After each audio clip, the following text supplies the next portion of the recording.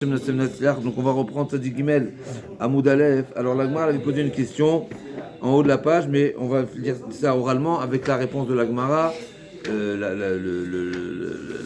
l'interprétation plutôt de l'Agmara. Donc l'Agmara a demandé en première ligne, Tzadik Gimel à Moudalef, première ligne, donc si le sujet de la Mishnah était, le pasuk nous dit dans la Torah, le sang du khatat qui a éclaboussé sur un vêtement, eh ben le vêtement devra être lavé bemakom kadosh pour extraire le sang qu'il y a dans le béguet, puisque le sang il est kadosh, donc le sang qui est dans le vêtement, eh ben il doit être extrait également bemakom kadosh. La question était de savoir qu'est-ce qui se passe si le vêtement en question il est tamé. Donc de toutes les façons, le sang qui va asperger sur le vêtement, il va s'impurifier. Est-ce que lui aussi il doit être nettoyé ou pas? Et sur ça, l'Agma a dit, c'est dépendant de Machloket Rabbi Eliezer et Rabbanan. Donc l'Agma a dit, d'accord, donc l'Agma a ramené une Machloket Rabbi Eliezer et Rabbanan.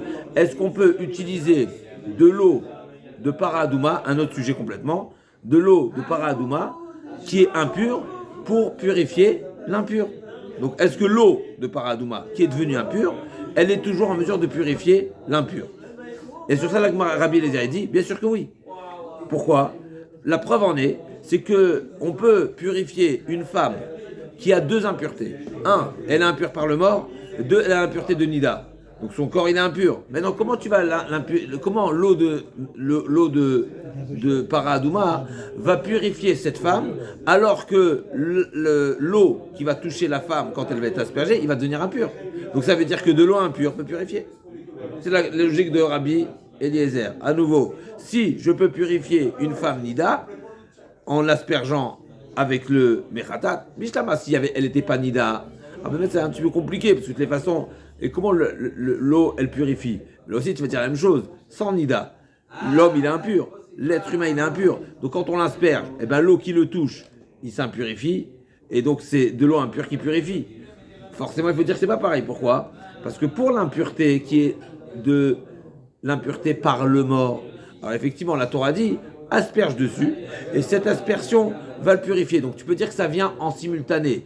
L'aspersion et la purification viennent en simultané. Mais là, l'aspersion ne va pas purifier l'impureté de Nida. La femme, elle reste Nida.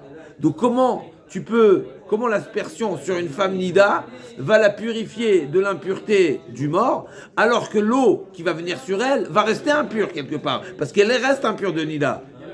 C'est la preuve de Rabbi Elazar. Rabbi Elazar dit, si l'eau de Paradouma, qui va rester impure par la Nida, parce que la femme reste Nida, donc elle reste impure, donc elle impurifie l'eau qui est en contact, comment ça va purifier l'impureté par le mort? On est bon ou pas? Ouais. Forcément, c'est qu'on peut faire usage d'une eau impure pour purifier l'impureté du mort.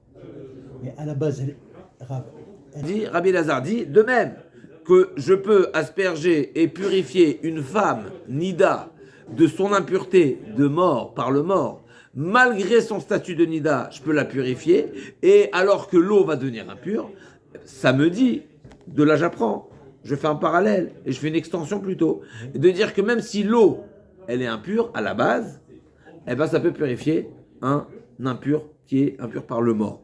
C'est ça la comparaison de Rabbi Elazar. Rabbanan disent non. Pourquoi? C'est pas pareil. Là, elle est impure à la base, là, elle n'est pas impure à la base. La Gemara dit, c'est quoi le fond de leur discussion? Pourquoi l'un dit, tu regardes à la base, à l'origine, et l'autre dit, tu ne regardes pas à l'origine? Eh ben, tout dépend de ce qu'il y a besoin de shiur. Une des explications de la Gemara, c'est ce qu'il y a besoin de shiur haza. On sait qu'il faut un minimum d'eau pour pouvoir asperger. C'est quoi le minimum? Kedé haza, c'est-à-dire qu'il faut de quoi tremper. Si il reste une goutte d'eau, tu fais haza tu peux asperger sur celui qui est impur par le mort. Marloquette. Il y a un mandamar qui dit non, il faut qu'il y ait des hasas, il y a un minimum d'eau demandé pour pouvoir appliquer cette règle de hasard. Donc quand je fais une hasard, d'accord, le Kohen va faire une hasard pour purifier l'impur par le mort. La première goutte, elle est insuffisante, il faudra la deuxième. Mais la première, elle est devenue impure parce qu'elle est nida. Donc au final, cette étape, l'étape première, c'est comme si l'eau était impure au départ.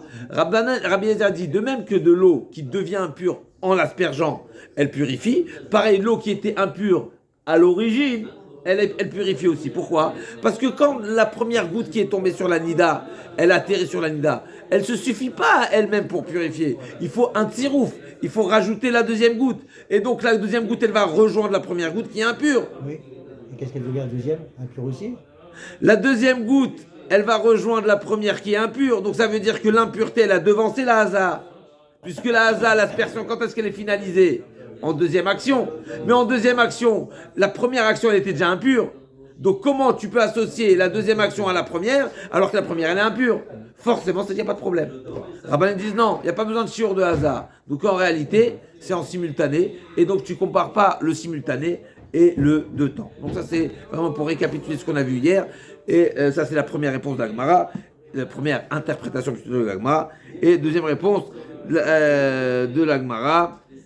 Donc ça, c'est la deuxième réponse de Rava. Et Abaye dit, on ne compare pas une Azak Douma avec une Touma Douma et une Touma qui est en même temps. C'est-à-dire, on ne compare pas le simultané et le deux temps. Donc ça, c'est les deux explications de quelle est la marloquette Rabbi Eliezer Rabbanan. Mais à retenir, il y a une marloquette Rabbi Eliezer Rabbanan. Est-ce que je peux utiliser de l'eau de para adouma qui s'est impurifiée pour purifier? Marloquette, premier avis, non. Deuxième avis, oui. Premier avis, non, parce qu'elle est impure, et l'eau impure ne purifie pas. Deuxième avis, de même que je peux asperger sur une femme nida, ça montre qu'il n'y a pas de problème d'impureté, donc l'eau impure peut purifier. Marloquette, à retenir. On y va. Tanoura Banan, on y va. Tanoura Banan. Khatat Pesula. Donc la Mishnah, deuxième partie de la Mishnah nous a dit, donc on reprend, le sujet de la Mishnah c'était quoi? Le sujet de la Mishnah, la page précédente, Tzadik Bet Amoud Aleph, nous disait le sang d'un korban khatat qui a giclé sur un vêtement, page précédente, vas-y, début de la Mishnah, Dam khatat shenitaz à la béguette, donc un sang de korban khatat qui a giclé, éclaboussé sur un vêtement, il faudra laver le vêtement pour extraire ce sang, Bakodesh, dans l'enceinte du Bet Amikdash. C'est-à-dire le sang dans le vêtement reste kadosh, donc il faut l'extraire de ce vêtement. Maintenant, si le dam khatat, c'est un khatat qui n'était pas soul, il faut ou il faut pas? Dam khatat, la deuxième partie de la Mishnah, khatat pesula, endama taon kibous. Par contre, si le sang de ce korban-là, il n'était pas soul, de différentes manières, comme la Mishnah va dire dans la suite, ben shayalachat kosher, ben sheloayat kosher, que ce soit un korban invalide à l'origine, comme par exemple, il a mal été shrité. Non, au départ, à l'origine. Ça veut dire qu'il a mal été shrité, avec mauvaise intention, mauvaise pensée, pas la bonne personne, etc. Depuis le départ, ou que ce soit une invalidité en cours de route. Aya la chatakusha, ça veut dire qu'à un moment donné, c'était cachère, mais il y a eu un problème en cours de route. Par exemple, l'âne, yotse, nitma, etc. Donc c'est en cours de route. Dans tous les cas, ce sang-là, qui a éclaboussé sur un vêtement, il ne devra pas forcément être lavé et nettoyer bas kodesh. C'est pas nécessaire, parce que c'est un dam pasoul. La Mishnah nous dit, l'Agma nous dit, d'où on apprend ça? C'est marqué midama. Et nous dit la Tanoura Banan, midama, midam keshera, velo midam psula. Midama, c'est d'un sang, de son sang. De quel sang on parle? Midama. Midama, c'est de son sang. Mais quel sang? Le sang cachère. Un sang cachère, c'est midama. De ce sang, c'est un miout. C'est pas le dam, c'est pas dama, c'est midama, de son sang. Ça veut dire une partie du sang. De quel sang on parle? Le sang d'un korban de cachère et pas le sang d'un korban de pasoul. Rabbi Akiva Omer, Rabbi Akiva il dit non, il étend un petit peu et il dit Aïta Achata Kosher, 10 lignes du bas, 12 lignes du bas, aux 2 points. Rabbi Akiva il dit du bas, 10 lignes du bas. Aïta Achata Kosher, si 10-12 lignes du bas, Rabbi Akiva Omer, Aïta Achata Kosher, s'il y avait un moment donné où ce sang il était cachère, mais il est devenu pasoul, eh ben, il était cachère, il est cachère. Aïta Achata Kosher, c'est là, en damaton kibous. Mechila, Rabbi Akiva Omer, Aïta Achata Kosher, c'est là, damaton kibous. Lo Aïta Achata Kosher, c'est là, en damaton kibous. Si à un moment donné, c'était cachère, pas tolé. Si c'était cachère, ça reste cachère. Ça talouille, c'est talouille. C'est talouille, c'est dépendant. Ça dépend de ce paramètre. Rabbi Shimon Omer, Rabbi Shimon dit dans tous les cas, il n'y a pas besoin de laver. Maïtaman Rabbi Shimon, c'est quoi le point de discussion? L'un dit oui, l'autre dit non. À nouveau, on a un passou qui nous dit mi-dama, de son sang. De son sang, ça veut dire pas tous les sangs. Ça veut dire il y a des sangs, oui, il y a des sangs, non. Rabbi Akiva dit, Rabbi Shimon dit, tout dépend. C'est cachère ou c'est pas cachère? Il y a un seul paramètre. C'est un korban cachère ou pas? Cachère, oui, non, cachère, non. Rabbi Akiva dit non. Ça dépend. Même le non cachère, ça dépend s'il était non cachère à l'origine ou en cours de route. C'est quoi le point de discussion? La Gemara a dit Maïtama d'Rabbi Shimon, tiv ota, ou tiv midama, chad le echad a été chata kosher. Même ota, c'est encore un miout. On a encore un miout dans le pasouk. Ota, ota c'est elle. Elle, ça vient nous dire elle et pas quelqu'un d'autre. C'est qui elle? Celle qui est cachère. Donc j'ai deux psukim à partir desquels j'exclus le korban pasoul. Aussi bien celui qui n'a jamais été cachère, ça veut dire que depuis la shrita il était problématique, autant celui qui, au moment de la shrita, il était cachère, mais ensuite, en cours de route, il a pris une problématique. Vers Rabbi Akiva, Ota, prat les trauma. Rabbi Akiva nous dit, non, c'est Ota, ça vient exclure seulement le sang de Khatat qui a été imbibé, qui a éclaboussé sur un vêtement. Celui-ci, tu dois l'extraire et le laver, mais pas la trauma. La trauma qui s'est imbibé dans la trauma, ça peut être un vin de trauma par exemple, d'accord? Un vin de trauma qui est dans un béguet. Est-ce que tu dois te prendre la tête? Shalom. Est-ce que tu as cette mitzvah? Est-ce que tu as ce devoir de le laver pour extraire la trauma ou pas? Non. Ota, seulement pour le sang du khatat et pas la trauma. Alors que Rabbi Shimon est Tamid Amar, même Kodashim Kalim, Enteunim Merika, Vishtifa, Vikoshiken Trauma. Et d'après Rabbi Shimon, pas du tout. C'est uniquement le khatat où la Torah nous a exigé, c'est-à-dire c'est uniquement les Kodesh Kadashim, mais pas les Kodashim Kalim, donc il n'y a même pas besoin de pasouk pour exclure la Trouma. La Trouma, c'est évident qu'il n'y a pas besoin d'extraire ce qui aurait pu être imbibé dans un vêtement. On y va. Mishnah suivante. Nitaz minat savar à la béguette. Nitaz, c'est giclé, éclaboussé. Minat savar à partir du cou de la bête. Nous savons, et nous avons vu à plusieurs reprises, tout au long de la Masechet, que le sang, et on l'a vu pas plus loin que la page précédente, pour le off, le sang d'une bête, pas d'une volaille, d'une bête, il doit être recueilli dans un ustensile. Tant qu'il n'est pas recueilli dans l'ustensile, il n'est pas kadosh. Et dès le moment où il a été recueilli, il est kadosh, et c'est pour ça que je peux même le récupérer du sol. D'accord? Donc on avait vu dans les pages d'Aflamed et à peu près que le sang, Nishpach Adam, un sang qui a été versé, ça veut dire qu'il n'a pas été recueilli, tu ne peux pas le ramasser au sol. Parce que tu as manqué au procédé du recueil du sang. Et le recueil du sang se fait dans un ustensile. Maintenant, s'il a été recueilli dans l'ustensile et il s'est versé au sol, tu peux le ramasser. Parce qu'une fois qu'il était recueilli dans l'ustensile, il est devenu kadosh. Une fois qu'il est kadosh, il reste kadosh. Par contre, s'il n'a pas été recueilli, le recueil du sang, c'est de le recueillir à partir du corps de la bête. On est bon? Donc le sang, il prend son statut de kadosh une fois qu'il est recueilli dans l'ustensile. Maintenant, je pose la question, un sang, avant qu'il arrive dans l'ustensile, il a giclé sur le vêtement. Est-ce que ce sang, il faut le laver ou pas? Nitaz minat savar, à la béguette, en taron kibous. Ce sang-là, il n'a pas besoin d'être lavé. Pourquoi? Parce que c'est pas un sang avec lequel on aurait pu faire haza'a. La Torah, elle dit uniquement un sang avec lequel j'aurais pu faire haza'a. C'est-à-dire qu'il est kadosh et qui est destiné à être haza'a. S'il est dans un vêtement, je dois l'extraire. Mais un sang non compatible à la haza'a, eh ben il n'a pas besoin de kibbutz. On est bon? D'accord. Si tu lis avec nous, on sera bon. Nitaz minat savar à la béguette et notayon kibbutz. Mina keren ou mina yesod. Donc c'est après qu'il soit aspergé et également notayon kibbutz. Donc que ce soit avant qu'il était inapproprié ou que ce soit après avoir fait la haza'a, il n'y a pas besoin de kibbutz. Ça c'est déjà fait. On n'a pas fait une seule phrase. Nishpach ala ritzpa. Pareil, il a été versé au sol. Ve'asafo, ça veut dire quoi nishpach? Ça veut dire qu'il n'a pas été recueilli dans l'ustensile. Ve'asafo, il a été ramassé. Pareil, un taoun kibous, pourquoi? Un taoun kibous c'est la dame, chez Nitkabel Bekli, ve'raoui le haza'a. Parce que c'est uniquement un sang qui est compatible à la haza'a qui doit être lavé s'il a été absorbé dans un vêtement. Elle nous dit la Gemara, Tanou Rabanan, Yachol, peut-être pas. D'où on sait? Où c'est marqué dans la Torah? Dans la Torah, c'est pas marqué. C'est marqué, dans la Torah, c'est pas marqué précisément de quel sang on parle. C'est marqué un sang qui a été aspergé sur un vêtement, le vêtement doit être lavé. Qui t'a dit cette différence?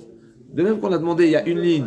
C'est quoi? Qui t'a dit qu'il y a une différence entre une bête pas soule et une bête pas cachère? Qui a dit que ça c'est cette différence? Et la Gemara a dit non, c'est marqué Midama. C'est marqué Ota. Donc il y a un pastou qui est exclusif. Qui me dit ici encore à nouveau Qui me dit qu'il y a cette différence entre un sang qui est compatible à Haza et pas compatible à Haza? Peut-être c'est pas de différence. Les deux s'appellent Dam Khatat. Et nous dit la Gemara Rabbanan.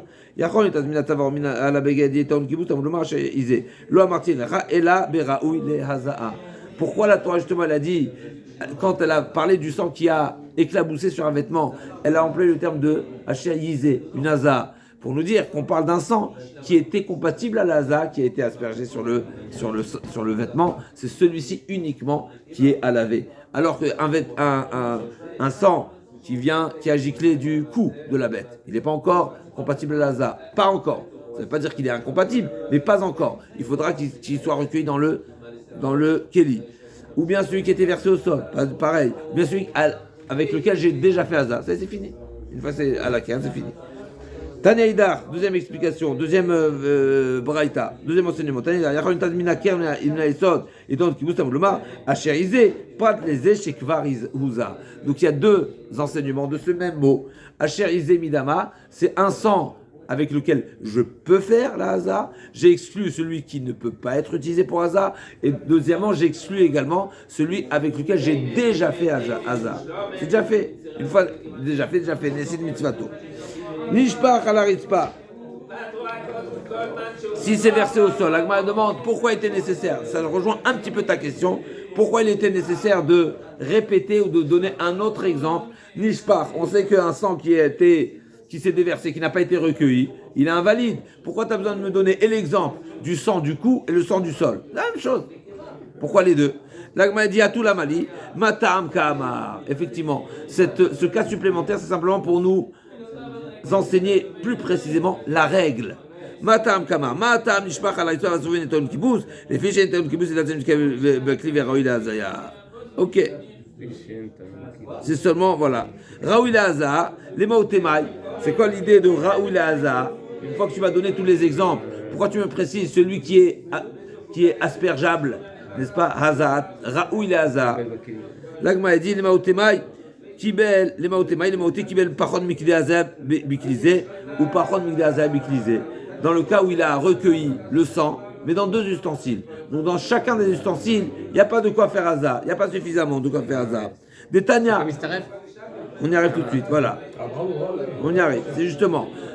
On a vu ce sujet-là où on revient dans Paradouma. À nouveau dans Paradouma, on vient de voir est-ce qu'il y a cette notion de tirouf ou pas? Est-ce qu'il y a un chiour minimal imposé et exigé pour faire l'aspersion, pour purifier la personne qui est impure par le mort, avec l'eau de Para Adouma. Donc on a trouvé là-bas, c'est marqué quoi? C'est-à-dire Rabbi Khalaf Bachalomer, Kidesh, par contre Migdé Azab Iklisé, par contre Migdé Azab Iklisé, l'eau Kidesh, donc s'il a, il a procédé à ce mélange-là qu'il faut faire avec l'eau Maïm Chaim El Keli, n'est-ce pas? Verser l'eau de source et la mélanger avec les cendres. Mais il a mis une petite quantité, et la quantité n'est pas suffisamment importante. De quoi faire la trempette avec ce que la Torah nous demande de tremper de vetaval, comment velakach et eres vezov shitolad vetaval. D'accord, il fallait tremper tout ce bouquet là dans l'eau. Donc s'il n'y avait pas suffisamment d'eau, qu'est-ce qui se passe? J'ai dans deux ustensiles, pas dans un, dans deux.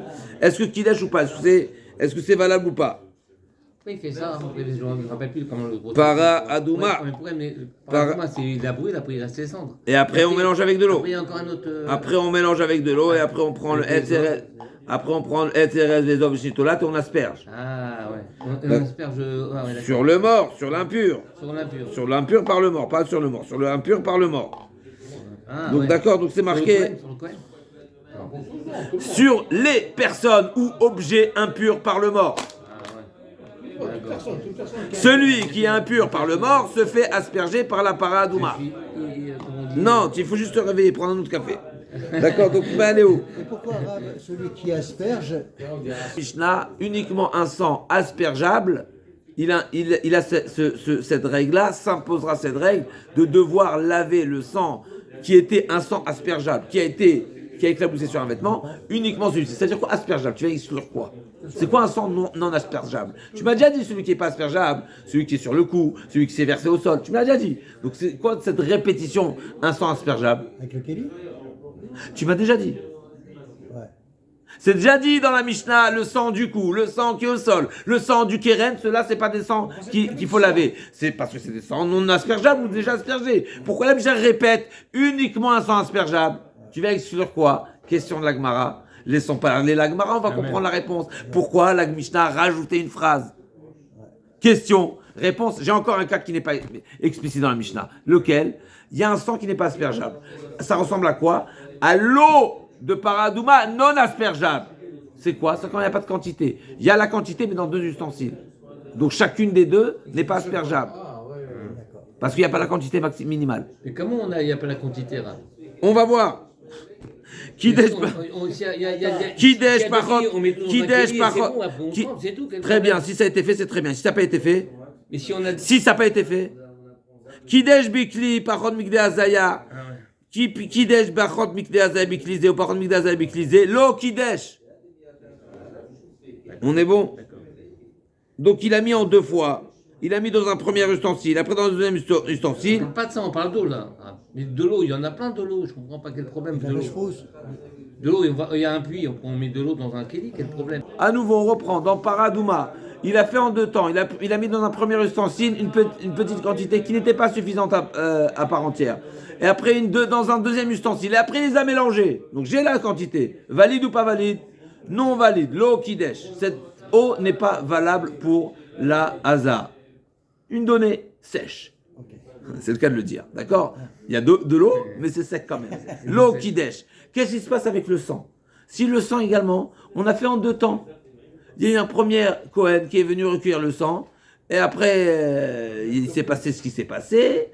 Ça ne m'intéresse pas pourquoi il y a un deuxième Cohen qui est venu prendre la place. Il a également recueilli quelques gouttes. Maintenant, dans les 2, il y a de quoi faire. Mais dans chacun d'entre eux, il n'y a pas de quoi faire là. Qu'est-ce qui se passe? Donc dans chacun des ustensiles, c'est dans un ustensile, c'est kadosh, parce que l'ustensile il rend kadosh, mais la quantité de sang n'est pas suffisante. Alors ce sang-là qui maintenant s'est renversé sur un vêtement, il doit être lavé le vêtement ou pas? Ou bien non, c'est un sang qui n'est pas cachère pour la hasard, parce qu'il n'y a pas la quantité. On est bon? Mazal tov. Kidesh par contre, il va aller où? Bedamaou. Donc la question elle était, la Gemara a dit, Détania, Rabbi Khalavta Barshol Omer, Kidesh par contre Migdazem, Biklisé, ou par contre Migdazem, Biklisé, lo Kidesh, il va aller où? Et tu savais poser la question, Bedamaou.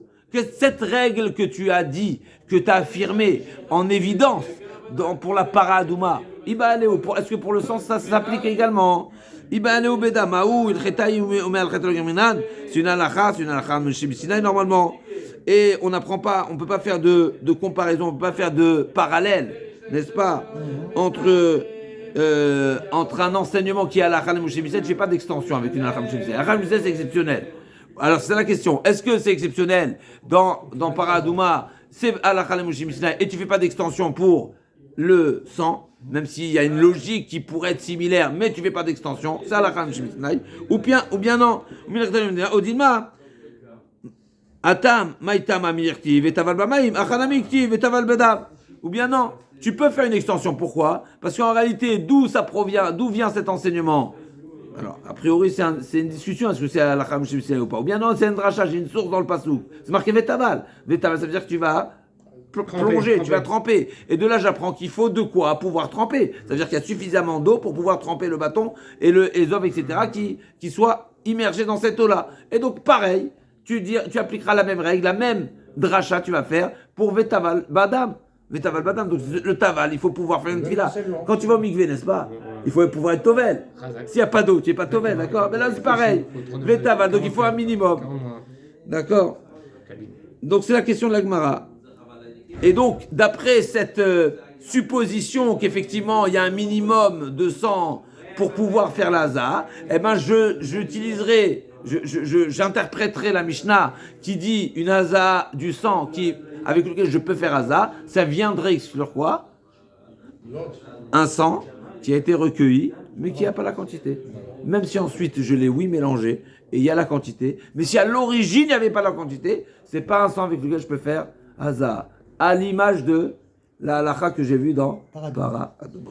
La Gemara dit Tashma, donc on va chercher à résoudre ce problème-là, et donc à interpréter notre Mishnah Tashma. Damar Rabbi Zrika, Rabbi Elazar, Af Bedam Lo Kidesh. Donc Rabbi Zrika dit que cette règle, je l'applique également dans le sang. Maravatana Tanya Vetaval Velo Mesapeg. C'est-à-dire c'est marqué Vetaval, donc il faut plonger, il faut immerger. Velo Mesapeg, c'est-à-dire il ne faut pas en hébreu moderne, on dit quand on sert un memrach, d'accord, comme du choumous ou autre, on dit les nagev. Les nagev, c'est vraiment essuyer, aller jusqu'au bout. D'accord, on vetaval, c'est-à-dire qu'il y a suffisamment de liquide pour pouvoir tremper. Des fois, tu peux racler les bords et recueillir les dernières gouttes, les dernières. Donc ça s'appelle pas tvila. Vetaval, c'est tremper dans du liquide, que ce soit du sang, que ce soit de l'eau, etc. Ça, vetaval, c'est immerger. Alors qu'il y a une autre manière, c'est que tu peux essuyer les rebords et récupérer les dernières gouttes de sang. Est-ce que c'est valide ou pas? Non, c'est marqué vetaval, velo vesafag. Sfiga, c'est éponger, n'est-ce pas? Mais ça paye. D'accord, sfog, c'est une éponge. Sponge, c'est une éponge, c'est ça? D'accord, dans la Mishnah. Ah ouais, les bénis, Sfog, oui. C'est Plein d'huile, exactement. Bedam, Adcheye Bedam, Shur Tvila Meikaro. Et donc ici, j'apprends. Donc ici, j'ai une deuxième source. Vetaval. D'accord, donc on a premier enseignement, premier enseignement qu'on fait cette comparaison entre Para Aduma et le Dam et le sang avec lequel on doit faire la Za. Et d'un autre côté, j'ai Vetaval, la Gemara dit Terir, Veterir Mirtav Badam, Deikatava Chamana Vetaval Avamina, Afapidika Shur Tvila Meikaro, Katava Chamana Bedam. Pourquoi Mechila a ajouté quelques mots. Donc on a encore une fois Marava, Tanya. Donc Rava vient avec une braïta qui nous dit Vetaval, Velo Mesapeg. Donc premièrement du Vetaval, c'est immerger dans le liquide. Et immerger veut dire qu'il y a suffisamment de liquide pour immerger et pas éponger. Mais deuxièmement c'est marqué Badam, dans le sang. Ça veut dire quoi que j'apprends dans le sang? Ça veut dire Achiye Badam Shur Tvila Meikaro. C'est-à-dire qu'à l'origine il y avait de quoi. Et donc j'exclus quoi? Un rajout ou un mélange, une association de 200 qui était dans. Ça veut dire depuis le départ, il fallait. Minadam, Mikaro, Minadam chez Baïnian. D'accord, donc on a Vetaval, Badam, Minadam. Donc on a trois. Et là, m'a dit, on a besoin de ces trois précisions dans le passou. Si j'avais seulement Vetaval, Avamina, Vetaval Avamina, Falpiteli Kashur Tvila Mikaro, même s'il n'y avait pas à l'origine, mais j'ai rajouté, j'ai associé, c'est déjà bon. Pourquoi? Parce que j'ai immergé dans le sang. Ah, au départ, il n'y avait pas, ça ne change pas, c'est au moment de la Tvila qu'il faut une immersion. Et je l'ai. Kamashman que non, Vetaval il faut Mikaro, Badam. Madame, c'est depuis l'origine. Katava Chamana Badam. Ikatava Chamana Badam Avamina, Afilou Mesapeg, même éponger ça suffit. Katava Chamana, éponger ou racler, n'est-ce pas?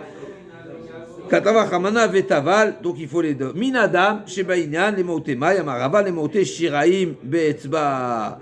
Et troisièmement, c'est que l'aspersion, elle fait une aspersion avec le sang. Maintenant, il y avait Vetaval, donc j'ai plongé dans le sang qu'il y avait à l'origine. Donc il y avait une certaine quantité. Mais non, le reste de sang qu'il y a sur le doigt. Mais j'ai fait une bonne tvila. Il y avait, l'action, elle a été faite à l'origine. Maintenant, le reste qui est sur le doigt. D'accord, Minadam, les mots Shiraim, Shebaïtzba, que quoi? Mais c'est le Rabbi Elazar, dans Rabbi Elazar, Shirem Shebetzba, Pesoulim. Ce qui est le reste sur le doigt, c'est pas soul. Donc il faut vraiment faire une aza, c'est pas soul, tu ne peux plus l'utiliser pour faire encore. Ah, mais il y avait Vetaval à l'origine, j'ai trempé. Donc le doigt, le sang, le reste, la petite tache de sang, on va dire, qui reste sur le doigt, c'était un sang qui est venu sur le doigt grâce à l'immersion. Est-ce que je peux l'utiliser? Non. Pesoulim, comme il a dit Rabbi Elazar. Amar le Ravin, Amar le Rav, Amar le Talmidcha, Amar Rav, Amram, Tanina.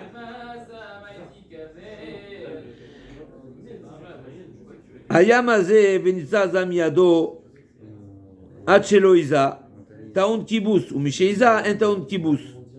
Donc, nouvel enseignement ici. Mais le sang, il faut qu'il vienne directement de la bête dans le kélit, de manière. Alors si on. Oui. Quel rapport? C'est-à-dire. Une autre précision maintenant. Oui. Isa, Hayamaze, il était en train d'asperger.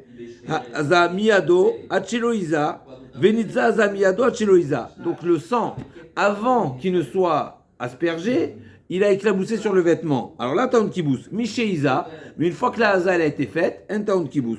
Maïlav, c'est quoi le sens? Quoi avant, il était en train et il a fait. C'est quoi il a fait? Il a déjà finalisé, c'est en l'air. C'est quoi il est en train? Miché Isa et pas Miché Isa. C'est quoi qu'il a fait? C'est quoi la définition propre? Maïlav Achikamar, Achelo Gamar Mileazot, tant qu'il n'a pas fini les Hazaot, taoun kibous, miché Gamar, taoun kibous. Et donc c'est seulement tant qu'il est dans le procédé de la Haza, dans le procédé, c'est une action continue, c'est pas forcément une action, ça peut être des actions. Non, en réalité, on regarde pas l'ensemble des Hazaot, mais on regarde la Haza qui sort de le geste. Dès le moment où la Haza elle sort, En Taoun Kibous. Ça s'appelle déjà une Haza. Dès le moment où j'ai fait ça, même si en route, cette goutte-là, elle a été interceptée par le vêtement, Alors pas besoin. Parce que le geste a déjà été fait. Ok. Le geste a déjà été fait, donc ça s'appelle que ça a déjà été. Le début de l'action. Ça s'appelle que la a déjà été faite. Ouais. Ah, elle n'a pas atterri. Lui, l'action a déjà été faite. D'accord. Ça fait douche. Ad shelo yatsa zamiado taun kibous. Mishi yatsa zamiado un taun kibous. Donc ça, c'est ce que la Gemara va interpréter. C'est ça, cette citation-là. L'Aza s'appelle une Aza faite, réalisée une fois que l'action est faite. L'action, c'est dépendant de l'action du Mazé, du Kohen qui fait l'action de Aza. Même si elle n'a pas encore atteint sa cible. D'accord. Mishi yatsa miado. Au démarrage, ça s'appelle Aza. Bien sûr, c'est un chidouche. La Gemara demande, tu vas bailler. La goutte, elle a intercepté, elle ne va pas sur le Misbéa. C'est de ça qu'on parle. Mais alors, C'est de ça qu'on parle. il y a ça quand même ou pas? Oui. Ce sang-là, il ne doit pas être lavé. Okay. Parce que l'action a été faite. Et tu vas bailler. Gamar milazot mikana de begoufa shel para. Gamar in lo gamar lo. Ici, c'est marqué a priori. Quand est-ce que le Kohen peut se sécher les mains sur la para une fois que il a fini, j'en déduis fini. Gamar in, lo gamar lo. Amarle, gamar mekana begoufa shel para. Lo gamar mekana retzbao. Bishlama, d'accord, lo gamar. La Gemara dit non, effectivement. Gamar mekana begoufa shel para. Lo gamar mekana etzbao. Inachinami, pas begoufa shel para, mais mekana.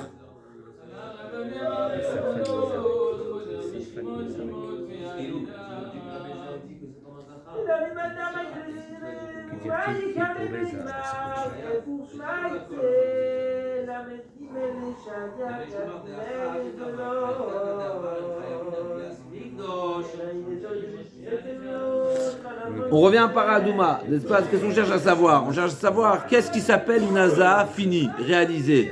Est-ce que c'est quand il a tout fini, l'ensemble des Hazaot? Ou bien quand il a fait le jet déjà, il a fait l'action du jet, même avant la fin. La Gemara va partir de Paradouma. À Paradouma, il y avait une Haza, et c'est marqué que quand il finit la Haza, qu'est-ce qu'il fait? Mais Kané Achetzbao à la para, c'est-à-dire sur la Paradouma, avant d'être brûlé, il va sécher les dernières gouttes qu'il y a sur son doigt, sur la para. Pourquoi? De manière à ce que ce sang-là soit brûlé aussi. Ça, la Gemara a dit, j'en déduis, seulement une fois qu'il a fini. Mais tant qu'il n'a pas fini, c'est pas fini. Parce qu'il faut encore que le sang soit sur la para. La Gemara a dit non. Mais Kanéach, effectivement. Bishlama, Merchila, Doukamarle, Gamar, Mekanéach, Yado, oui, Begoufa shel para.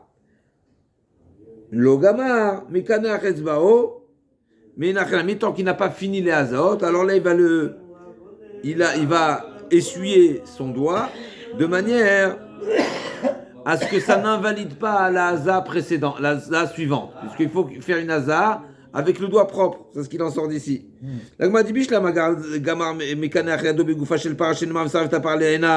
Et donc il faudra brûler également le sang sur la para. Et là, entre les Hazot, comment entre chaque Haza, avec quoi il va essuyer son doigt. Amarabaye, bisfat, mizrak, avec le rebord du récipient. D'accord, le mizrak, c'est le récipient dans lequel il y a le sang. Qui dit, comme c'est marqué dans le Navi, Keforé Zahav, Donc pourquoi on appelle ces ustensiles-là dans lesquels on recueille le sang, on les appelait Képhoré Zahav. D'ici on apprend que le Kohen, il égouttait ou il nettoyait son doigt sur les rebords du récipient avant de reprendre et de refaire une Haza suivante. Pourquoi Niron qui sort, hein? Je sais pas où on n'est pas encore là-bas. Nitaz, alors. C'est ça, c'est qui pourrait ça. Hein? C'est ce qui Tu lis pas ce dans son intégralité.